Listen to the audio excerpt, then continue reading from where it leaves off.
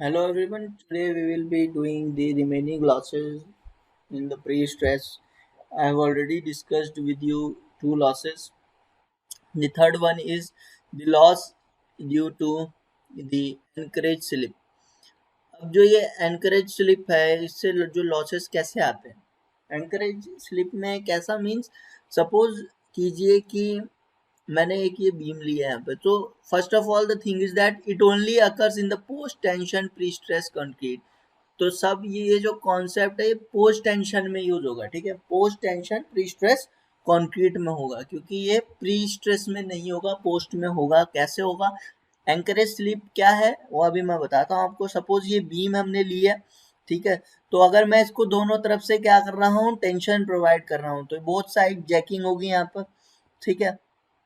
तो जैसे ही मैं इसको टेंशन प्रोवाइड कर रहा हूँ वैसे वैसे ये एंकर जो यहाँ पे जैकर लगाए हमने ये क्या करेंगे अंदर को कंप्रेसिव लोड लगाना स्टार्ट कर दें बट जैसे ही मैं इनको यहाँ पे टाई करूंगा जैसे ही मैंने यहाँ पे क्या किया ये हमारा जैसे सपोज 1000 हमको प्रोवाइड करना था 1000 किलो न्यूटन तो मैंने 1000 किलो न्यूटन यहाँ पे पहुंच गया और 1000 किलो न्यूटन के बाद मेरे को इसको जो ये रीइंफोर्समेंट है इसको यहाँ पे बांधना है ठीक है तो जैसे ही मैं इसको बांधना हूँ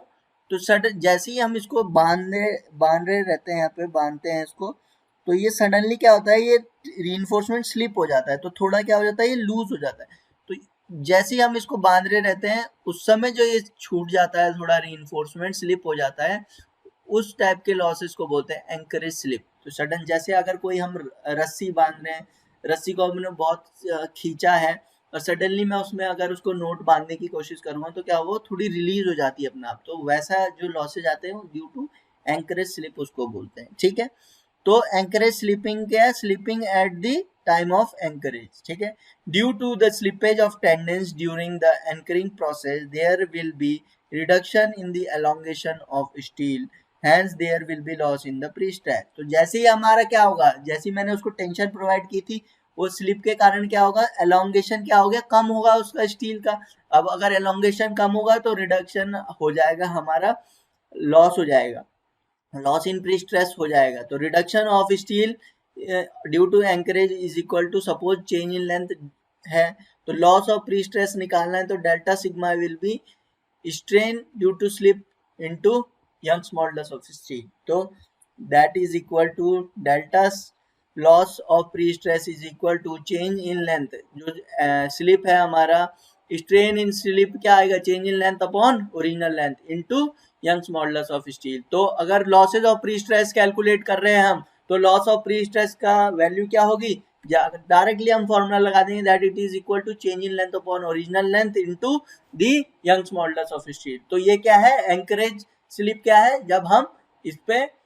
पोस्ट टेंशनिंग में जैसे हम एंकरिंग करते हैं सडनली जो स्लिप होता है that at the time of when we are tying the tendons और you can say when we are tying the reinforcement that time the reinforcement slips so the losses that occur due to that process is known as anchoring losses ठीक है anchoring anchorage slip losses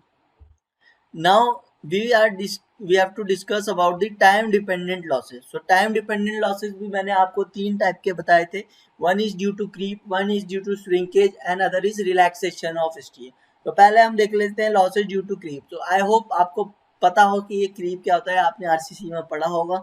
तो creep क्या है जब किसी हम element पे या हम कह लें किसी स्ट्रक्चर एलिमेंट पे हमने अगर लोडिंग लग रही है सर कांस्टेंट लोडिंग लग रही है तो विद रिस्पेक्ट टू टाइम वो क्या होगा उसमें डिफॉर्मेशन आना शुरू हो जाएगा in the direction of that load तो यहाँ पे जब क्रीप की बात करें तो क्रीप में क्या है क्रीप जब हम यहाँ पे टेंशनिंग प्रोवाइड कर रहे हैं तो ये भी क्या है ये टाइम टू टाइम लगी रहेगी तो वहां पे जो लॉसेज आएंगे ड्यू टू क्रीप उनको कैसे कैलकुलेट करना है हमने losses of prestress due to creep को कैलकुलेट करने के लिए delta sigma equal to strain due to creep into Young's modulus of steel अब जो ये क्रीप है ये क्या है कंक्रीट में आएगा कि स्टील में आएगा we are talking about here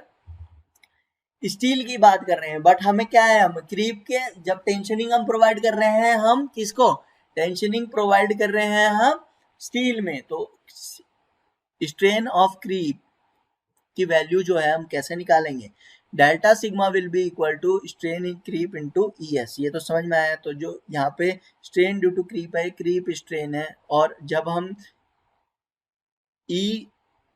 epsilon ई की बात करेंगे तो इलास्टिक स्ट्रेन की बात होगी। तो क्रीप कोफिशिएंट क्या होता है, that it is given by theta और उसकी वैल्यू होती है creep strain upon elastic strain. ठीक है, ये तो आपको पता होगा। तो जो क्रीप का स्ट्रेन होता है that is given equal to theta into elastic strain. तो इलास्टिक स्ट्रेन क्या होता है, that we can calculate elastic strain by the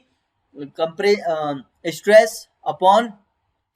Young's modulus of concrete. यहाँ पे कंक्रीट की बात करेंगे हम, क्योंकि यहाँ पे with respect to elastic strain की बात हो रही है। तो delta sigma will be equal to theta into elastic strain into E S, और delta sigma is equal to theta into elastic strain को हम लिख सकते हैं sigma C upon E C into E S. तो ई एस अपॉन ई सी क्या होता है, हमारा मॉड्यूलर रेशियो होता है। तो ये आ जाएगा delta sigma is equal to theta dot sigma C into M. तो एम क्या है, modular ratio, that is given by Young's modulus of steel upon Young's modulus of concrete. ठीक है, Young's modulus of steel, Young's modulus of concrete. तो sigma C कहाँ पे होगा, stress in concrete at the level of steel tendency. तो जो stress कौन सा लेना है, जो स्टील के लेवल पे होगा, जहाँ पे हमारा रीइंफोर्समेंट उस लेवल पे कंक्रीट में कितना स्ट्रेस है, that stress we have to take. Okay, theta की वैल्यू क्या होती है, क्रीप कोफिशिएंट होता है, उसकी वैल्यूज हम कैसे लेते हैं, हमने पढ़ा है 7 डेज में थीटा की वैल्यू 2.2, 28 डेज में 1.6, 1 ईयर में 1.1। तो इस तरह से आप क्रीप के थ्रू लॉसेस कैसे होते हैं वो कैलकुलेट कर सकते हैं। Direct delta sigma is equal to theta dot sigma C dot M. ठीक है, फिर आते हैं लॉसेज ऑफ श्रिंकेज। अब श्रिंकेज क्या होता है, change in volume over the time. Time के साथ क्या होता है, कंक्रीट की वॉल्यूम जो चेंज हो जाए, this decreases in the dimension of the concrete. तो उसको हम निकालेंगे तो delta sigma equal to strain due to shrinkage into E S. और according to Indian standard code it has been given, जब हम प्री टेंशनिंग करते हैं तो उसमें श्रिंकेज जो स्ट्रेन होता है दैट इज 3 इंटू 10 की पावर -4। तो delta sigma will be 3 into 10 की power -4 into E S, Young's modulus of steel, तो दैट इज 2 इंटू 10 की पावर 5। तो approximately when you are talking about pretensioning तो 60 मेगा पास्कल वैल्यू हमारी loss होती है ड्यू टू श्रिंकेज। ठीक है, वही चीज हम जब पोस्ट टेंशनिंग की बात करेंगे तो पोस्ट टेंशनिंग में according to Indian standard code it has been given that delta sigma is equal to shrinkage से जो हमारा स्ट्रेन होगा that is multiplied with Young's modulus of steel. और यहाँ पे जो श्रिंकेज स्ट्रेन होता है that is given by 2 into 10 की power -4 divided by log 10 bracket t plus 2। ठीक है, तो t यहाँ पे क्या, टाइम इन डेज, कितने टाइम के बाद हम निकाल रहे हैं, तो t is time in days. तो डेल्टा सिग्मा अगर हमें श्रिंकेज इन पोस्ट टेंशनिंग में बात करें हम निकालना होगा तो we can calculate delta sigma is equal to 2 into 10 की power -4 divided by log 10 bracket t plus 2 into Young's modulus of steel. तो इस तरह से हम लॉसेज ड्यू टू श्रिंकेज भी कैलकुलेट कर सकते हैं। लास्ट वन है that is loss due to relaxation of steel. तो रिलैक्सेशन ऑफ स्टील की जब बात कर रहे हैं हम, तो रिलैक्सेशन ऑफ स्टील क्या है, रिलैक्सेशन वर्ड से मतलब है हमारा that describes the reduction of the existing stress eight a constantly applied material strain. तो जब हमने मटेरियल पे कोई कांस्टेंट स्ट्रेस दिया है तो उससे क्या होगा, कॉन्स्टेंटली अप्लाइड मटेरियल स्ट्रेन, वहां पे हम उसको खींचने की कोशिश कर रहे हैं मटेरियल को, तो स्ट्रेस में एट कुछ टाइम बाद क्या होगा, लॉस हो जाएगा। स्ट्रेस कितना लॉस होगा, that is with respect to the time. तो इसलिए मैंने कहा था ये टाइम डिपेंडेंट लॉसेज हैं। तो time dependent relaxation of steel में क्या है, जैसे ये क्रीप की बात करते हैं, अगर किसी स्ट्रक्चर एलिमेंट पे हमारा कांस्टेंट लोड लग रहा है तो वो कुछ टाइम बाद क्या होता है, डिफॉर्म हो जाता है। वैसे ही हम जब रिलैक्सेशन ऑफ स्टील की बात कर रहे हैं तो that describe the reduction of the existing stress. तो स्ट्रेस अगर अभी एक्चुअल में अगर इसमें 100 है तो कुछ टाइम बाद क्या होगा, आफ्टर सम टाइम कुछ वो जो स्ट्रेस है वो 90 बचेगा या 95 मेगा पास्कल बचेगा, इस तरह से। तो एग्जिस्टिंग जो स्ट्रेस है वो रिड्यूस हो जाता है with respect to time at a constantly applied strain. ठीक है, तो इसलिए हमें ये losses due to relaxation of steel भी कंसीडर। एज पर इंडियन स्टैंडर्ड को losses of prestress are taken as 1% to 5% of the initial prestress. जितना हम इनिशियली प्रोवाइड कर रहे हैं उसका 1 to 5% तक के बीच में हमको losses due to relaxation of steel लेना पड़ता है। जनरली अगर क्वेश्चन में नहीं गिवन है तो we take it as 3% if not given, ठीक है। so if we have to calculate the pre-stress losses due to relaxation of steel, तो हम कर सकते हैं PL is equal to 3/100 into initial। तो कितना लॉस होगा वो कैलकुलेट करने, रिलैक्सेशन ऑफ स्टील हमारा 3% लेना हमको initial. So this is how you have to calculate all the losses. तो आई होप आपको सारे लॉसेस समझ में आ गए हो कि किस तरह से हम ये लॉसेस को कैलकुलेट करते हैं और ये प्रोड्यूस कैसे हो रहे हैं। तो बेसिकली इनके पीछे कॉन्सेप्ट क्या था, ये लॉसेस हम कंसीडर क्यों कर रहे हैं, क्योंकि